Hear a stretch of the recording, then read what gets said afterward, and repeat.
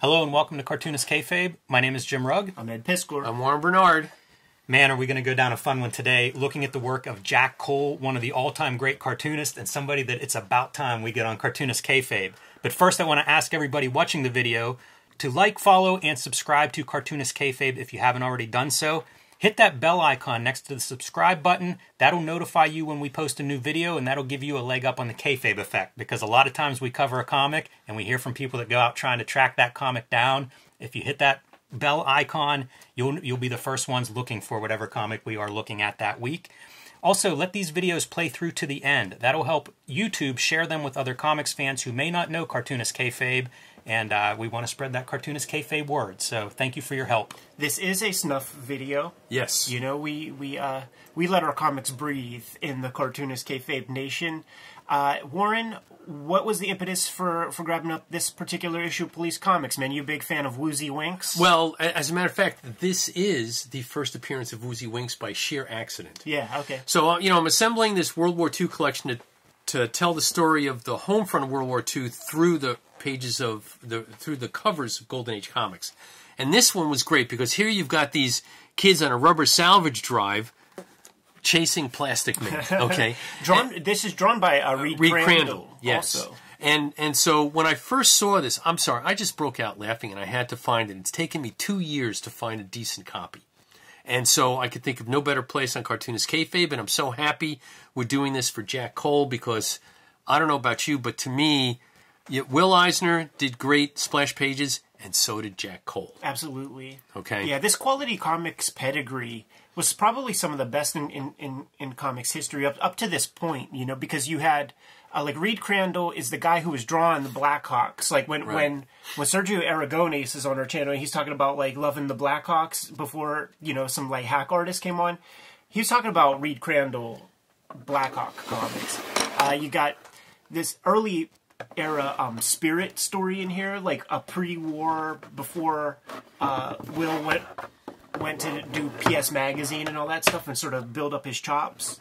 Right. And then Jack Cole, like, is just firing on all cylinders here. Right. And Al Bryant was with them.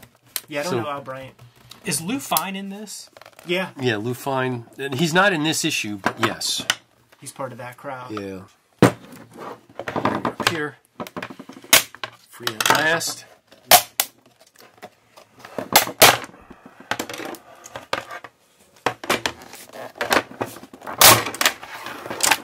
It's Hulk style there. All right, and here we are. Nice. Put this over to the side, put that in the center just for a second so people can see it. As it is going to breathe its first air in God only knows how many years. There we go. This is like, you get your comps show up and you open the box and you can smell like the fresh comics. Yeah, man. Oh, look, I love the, in fact, there are... Good seam. Good seam. And it's one of those things that, yeah, this, and by the way, different comics, like for instance, you open up comics, they smell different than Sunday pages. Yeah. Which smells different than pulps, which smells different than British comics. I've been in the game long enough that I can tell if a book is printed in China or not by the smell of it. I find Europe and Italy has a very distinct smell. Yeah. Yeah. Do you remember the controversy that went on in Pittsburgh when a copy of Detective Comics 27 showed up between the shop owners fighting with each other? That's trimmed. It's trimmed and pressed. All right, here we go. I'm going to steal these out of the frame. There you go. Let's set this up all nice, and here we go. Feel that? Smell that? Okay. Is it good? So here we have Police Comics November. This is Police Comics number 13. And there it is. There goes your Blackhawks. Yep. And there is your beautiful splash page. So nice, man. Something about like just allowing a little negative space on the page just adds just a pleasing quality to the design. Well, and people talked about Eisner's lettering. Okay. Yeah, all of it, man. Yeah. Like directional devices. Exactly. So, and by the way, this is the first appearance of Woozy Wonks, as I found out. Yeah, me too. While I was reading it. One story begins simply as this: "Help, I'm drowning." Okay, hereby bestow upon you protection from nature. From this day forth, no harm you, Shadro. Okay, Woozy. So he decides to use his skills for nefarious purposes.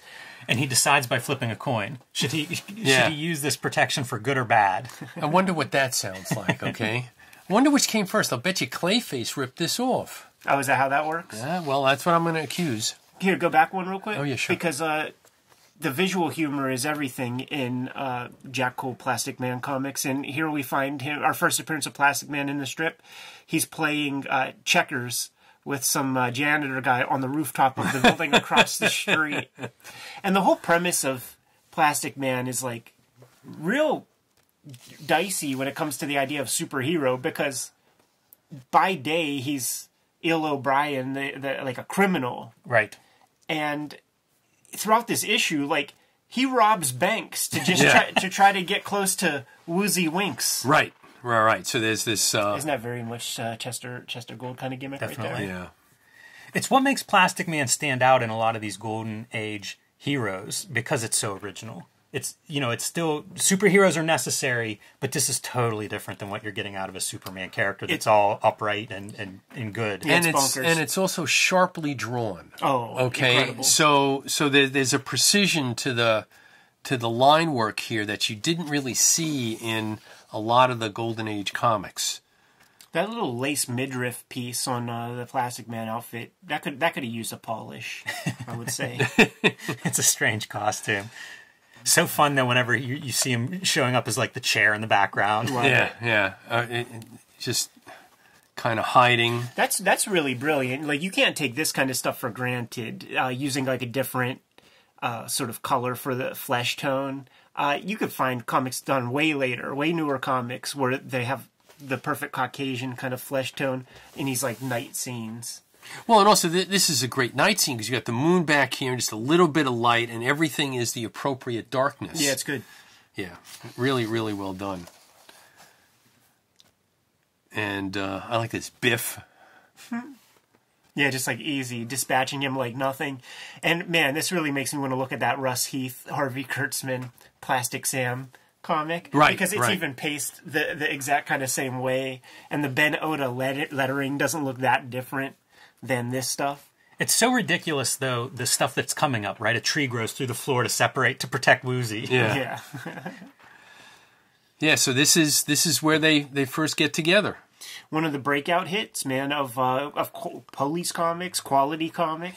Yep. It not too long after this, it got its around this time, it got its own title. Yeah, and it's interesting. Go back to the front inside cover just real quick, because DC buys this stuff out. Yes. Blackhawks becomes Blackhawk, a DC comic. Plastic Man. Right. Yeah, I think DC it was like character. 55 somewhere in there that they right sold after the it out. Comics Code. Right. Every now and then somebody makes a comment about the Comics Code, and I just want to ban them for pretending that it didn't have the impact on comics that it had. yeah. Like, Those all of people these are fucking publishers go away. ridiculous. It collapses Yeah. the industry. Yeah, the peanut galleries. There's the no peanut defense gallery. of the Comics Code. No. Well, but the other problem that they had back then, in addition to the Comics Code, was they had a big distribution problem because there were too many publishers with too many titles going after too little rack space. Right. And so, only so many can fit on a spinner. Yeah, you should just flip through the rest, just so like it's a bunch of middle grade kind of jobber guys doing a lot of the other strips, but there is a Spirit story in the back. Right. There's a Spirit story. There is also here's some nice World War II stuff. It's remarkably good looking, this book, from story to story. I mean, look at this. We're talking about splash pages of Will Eisner and Jack Cole. Yeah. That's a pretty sharp looking page. Yeah. There's definitely, like, the strip before the Spirit one, Will Eisner's hands are all over it. I like the color and the geometry of this. Super poppy, strip. right? It's almost like LB Cool type color choices. Look at this. So, so this one is very Golden Age, man. Yeah, right. Very, very, very Golden Age. This is the stuff that's like that indefensible part where it's like, why did Stan Lee not want to talk about being in comics? Yeah, the Firebrand. I'm not familiar with that one. Got to throw some spaghetti at the wall and see what sticks. Absolutely. And what sticks is Blackhawks, Plastic Man, I feel like this is Spirit. one of those strips that is like Lou Fine. Yeah, You know, I think Lou Fine had an This is totally. the An influence at the least. That might be Reed Crandall. no. No, Reed Crandall was only on the cover of this from what I read.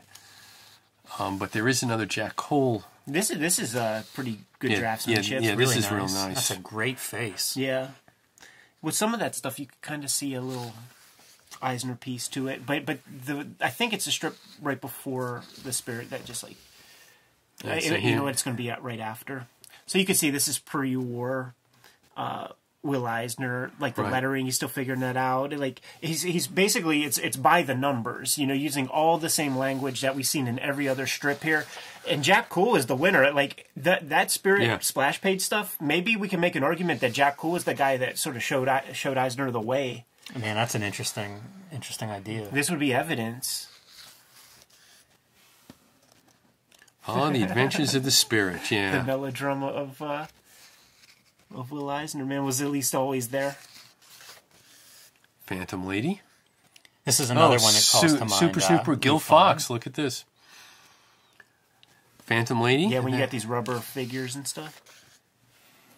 I just think any of the fine lines, you know, really make me think of him. So And then Phantom Lady, that or when Matt Baker would be a part of that. See, this feels little B parts in here that feel like Eisner-ish. This feels like somebody going for it. There's Yeah. a lot of detail in these pages. Cool, like lettering panel. That's a good splash too. was this Al Bryant? You know, this might have been Al Bryant. I forgot to bring my little cheat sheet with me about who all the... Well, at least according to the internets, who it might have been, and you don't know if that's correct or not. It's a good looking comic. We've seen a Yeah. few of these Golden Age comics, and like some of them really do look like they pulled an 18-year-old off the street, and you know they're just trying to make yeah. pages. Yeah. That is not the case with this book. Well, and all of the, you know, the quality line, I think that they had the best artists. Yeah, definitely. Okay. Definitely. I think this is another good looking one, and look at the crazy color on that main splash panel. Yeah, that's so good.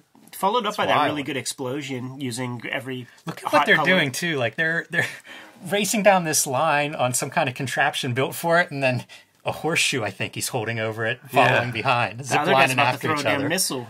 Right, plus also... He's got a bucket full of missiles he's chucking, man. And I had Nerf footballs that were like that. yes, You have that and one? oh, by the way, just to be sure that everyone knows, it's a Nazi bomb. Okay, yeah. you know, I'm sure that they had all these. Says, oh, I think we need to draw a swastika on one of these. Product Okay, placement. right. So, in case you're wondering if there was a This war guy, going on, I love this panel. Look at that dude's mouth Oh, yeah. yeah, and the suit. Dude, it's almost Klausian. Yeah. yeah. I like all the searchlights. There are like 3 Spirit wannabes. See, this one has Eisner's hands all over that. Yeah. Like, that's like Alex Kotsky. Eisner did that face, man. Yeah, that whole panel is almost Our guy Eisner. starts powdering out, man, and gets a little generic at the end. Yeah, deadlines. I wonder if this is padding, like a padding fake name. Because I mean, look at that. Yeah, It's fucking the Spirit. yeah, right. Exactly. Yeah, like Here the it Uber is. studio. Best comics ever to Yeah. reach newsstands. 2 smashing lead efforts. Plastic Man and the Spirit. That's a pretty strong tag team. Yeah. And it is funny that you have a house ad for the comic that they just bought. So let's go through this. Cartoonist Kayfabe is brought to you by the comic books that we make. Ed Piskor and Jim Rugg are Eisner Award-winning cartoonists who are applying all of the stuff that they're learning from the comics they check out on Cartoonist Kayfabe to their own craft. Right now, today, the new works by me, Ed Piskor, are the Red Room series of comics.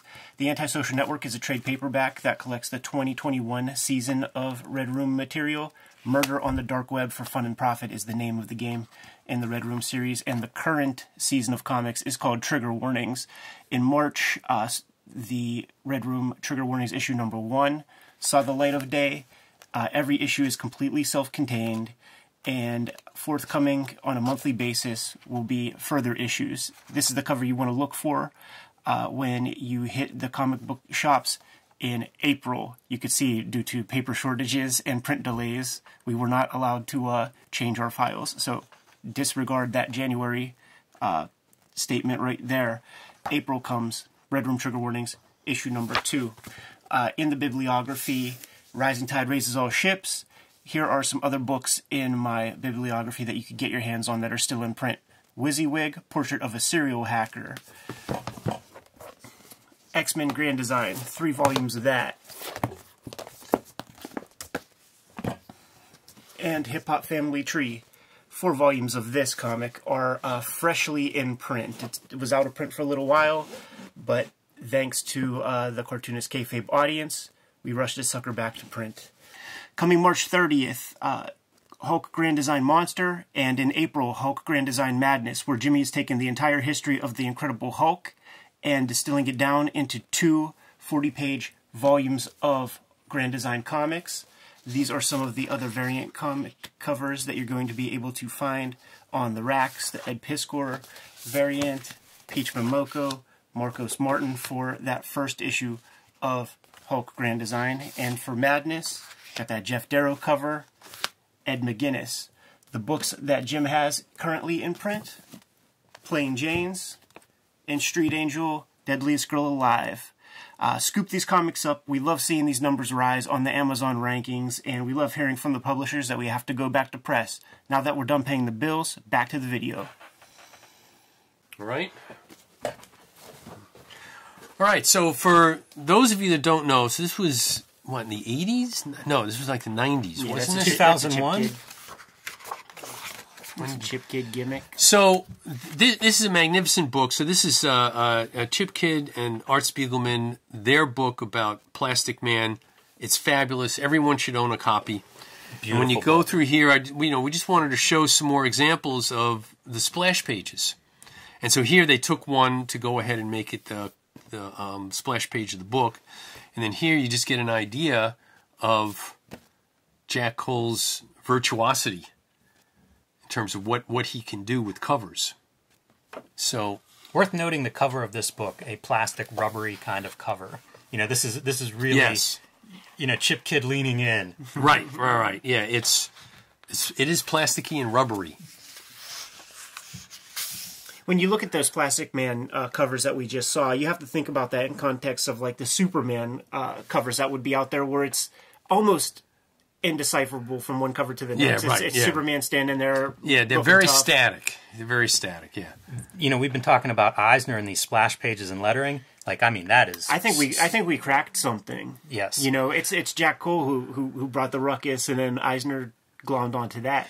Yeah, because Eisner wasn't doing this kind of work until After the war. Until after the war. You know, his logos for the Spirit prior to when he went in the service in '42 were pretty static. Yeah. And he wasn't doing this stuff, and so ergo the reason for showing everybody this. Here's another one right there. This was also an early book that was doing the scan old comics and for reprints and do that rather than recoloring, you know, line art or film. Right. Let me see. There's one. All right, and then You got to show the big piece. yeah. We are definitely going to show that. So let me see. And accompanied by historical text on There it is. by Art Spiegelman. All right, so Jack Cole, besides doing the Plastic Man, did this very famous. Point you guys to that image right there, man. The injury to the eye motif. The whole reason there's like a subsection in the Comics Code Authority. That's right. That's right, and this is Jack Cole. He did this whole comic. What was it? True Crime, I think, is what it was called. And it's been reprinted. In the 80s, they would Yeah. reprint this stuff because pre-code horror comics, you know, I guess are public domain, a lot of them. And Murder, Morphine, and Me you can find in reprints. I think my first exposure was in True Crime from Eclipse. Yeah. Or, yeah, some crime Eclipse. book from Eclipse. Yeah, and you know, I just got to read some of this for everybody, okay? You know, so the hot blonde is like, you can call me a tramp, a bum, but I'm getting this off my chest, and you're gonna listen. See, I'm gonna tell you the whole ugly truth about the Isle of the Dead, the derelicts of drugs, the murders at wholesale, And me in the middle. Who was the big boss of it all? You'll never guess, brother. Not in a million years. The True Confession of a Dope Smuggler by Mary Kennedy. Yep, the dope racket. You know, here she is. You can see from her eyes. She's, you know, clear heroin addict, hasn't slept, needs a fix. And it's a good segue into part of what makes Jack Cole so special is it's not just Plastic Man. Right, yes. Like, he could do a lot. Right. And we'll see in a few minutes other stuff that he did. You think of the contrast just between this and Plastic Man being kind of the bouncy, bendy, cartoony stuff, and then this salacious crime. I mean, that's incredible. Yeah. Yeah, it's all, you know, it's just fabulous stuff. And by the way, this one volume, you get like, you know, 3 or 4 full Plastic Man things. You get this in there. You get great commentary by Spiegelman and Chip Kidd. And so I highly recommend, look at that. Isn't that great? That's a phenomenal panel. And we assume he's lettering this himself, right? Like, when you get these kinds of panels, it's just one more piece of his skill set. And by the way, that's another thing that, like, Eisner would have taken in that case. It's like, all right, you dumb sap, I'm giving it to you square. Do you know what your dates were doing? Peddling dope right under your nose. You were just a front. You, a dope dealer, and I loved you. I'm sorry, this is great. Yeah, because we know in real life she would love him even more. Yeah, well, there is that. But this panel is worth the price of admission right there. Just all the different faces around.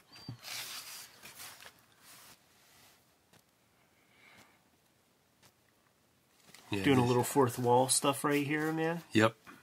Shaking the panels up. The energy is what I would say is your connector, you know, from Plastic Man to this, because he's pushing lettering, he's playing with panel borders. It really is just energy. Yeah. I love this right here.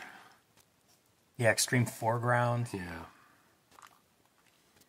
Layout of this panel is just great. Just the happy face on that guy firing away.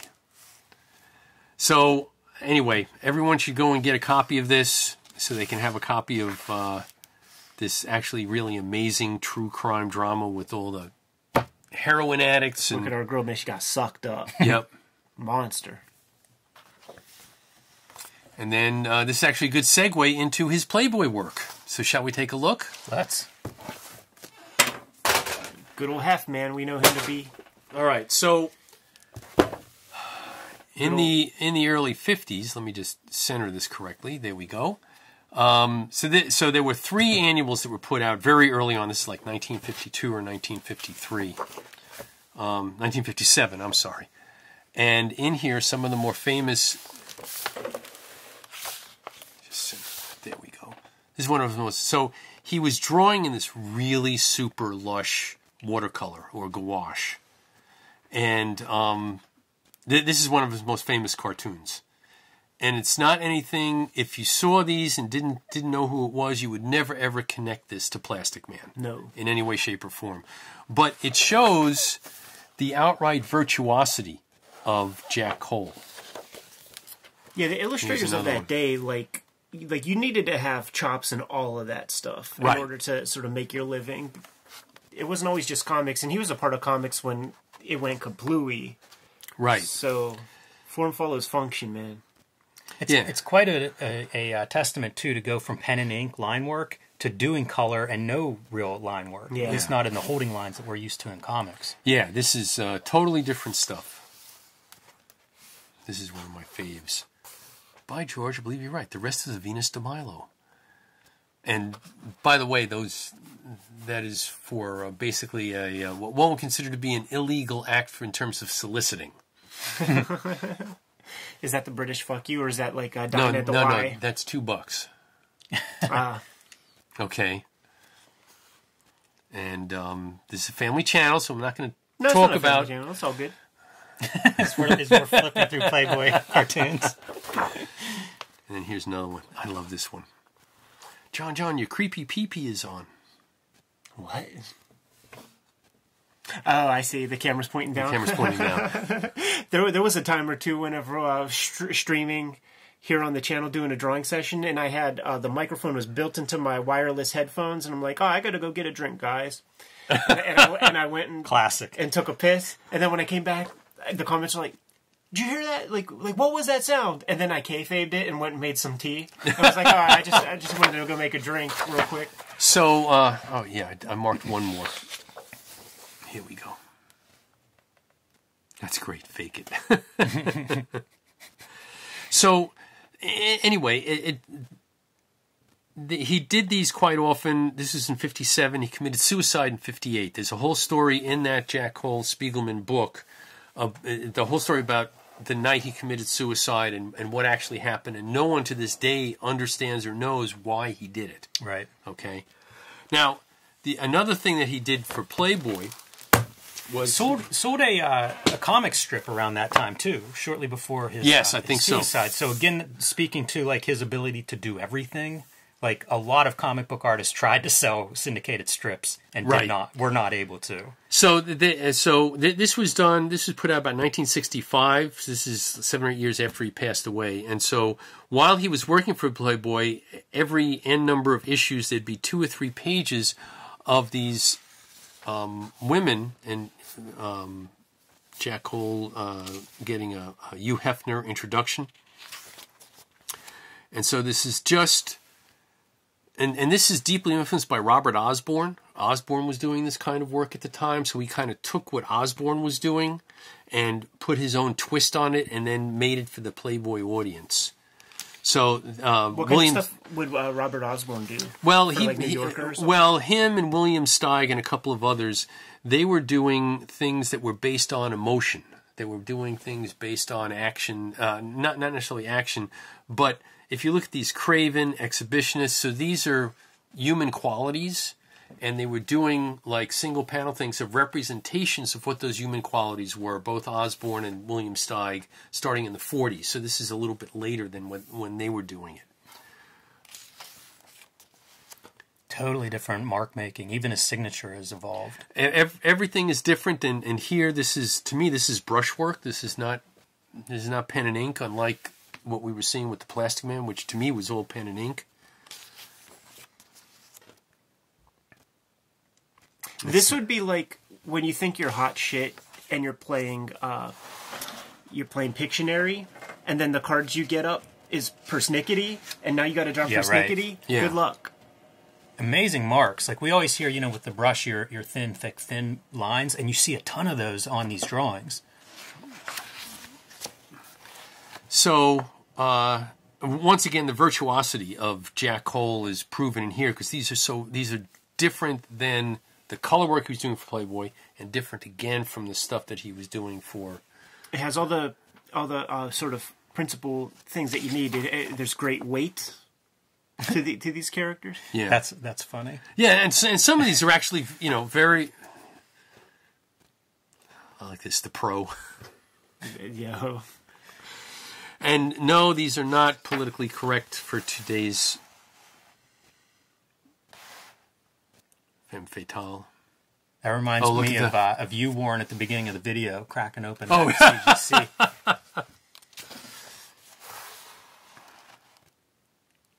with the measurements. That's yeah, funny. Right. Such a great line, like in the hair and stuff. You see it a lot. So anyway, this is once again Jack Cole. You know what? I brought one piece too to add to the Jack Cole conversation, and I think it's worth mentioning again just to kind of establish how significant he is in comics history and in that golden age era. So this is Steranko's Story of Comics, Volume 2, and it's here. You know what? Also, Steranko draws a little Plastic Man right here, and we'll show a Toth one before we split. Yes. Yeah, good call. But it's a chapter that's just dedicated to Plastic Man and to Jack Cole, and he tells the Jack Cole story. Right. When he was a kid, when he's a teenager, like 12 or 13 or something, bikes across country and back, 7,000 miles round trip. He grew up near here, Ed, like an hour away. Yeah, he's up in Pennsylvania, yeah. So a fascinating guy, pretty much throughout his life from a very young age, and Steranko dedicates quite a few pages. Yeah, exactly. So why don't we tell his story? Stephen King talks about Plastic Man comics being an influence when he was a kid. Jack Ketchum mentions Plastic Man comics in some of his novels. Did Jules Feiffer mention Plastic Man? You'd think so. I'm sure, yeah. He was part of that system. So Steranko gave him a lot of props in this. This was kind of a neat piece in this book. This is a Jack Cole cartooning course, and I think it's interesting because like we've seen everything that he does, and yet whenever it's time to say like how to make comics or cartoons, these are the pieces that he focuses on. And this is your text explaining everything. It's kind of neat how this works too, because everything's numbered so you can reference it in the text as to what's the example that I'm calling out. But it's really focused on expressions, body language, the figure. You know, like that's your foundation for cartooning from, you know, Jack Cole's point of view. Fantastic. Yeah, this was, you know, I'll reread this when I go home. So, but it's clear his love of, because he's getting some major ink here from Steranko. Yeah, for sure. And then you go into cover. So, all right. Yeah, kind of a neat piece, and I like it for that how-to cartooning course. You know, a one-pager, but some good tips there. Right, and then because DC absorbed all of Quality, they did the Plastic Man reprints, you know, in the 90s. And here's Alex Toth, you know, talk about someone basically making an homage of someone that he admired. In 1998, this is, I don't know when he did that Batman black and white cover, but I mean, this might be the last Toth piece for DC Comics. Yeah. It very well might be. And it's great. And again, in here, it's got all the, you can once again see the great lettering that he did. You know, look at that. And as we said, Eisner wasn't doing this on the Spirit yet, because this is still 1942, and these... And clearly, we have no alternative comics and Dan Clowes without this story. Yeah. Here we go. I love this cover. It's a splash page. Just look at that. So good. Yeah, so you know, This looks like Eisner might have drew this cover. That's possible.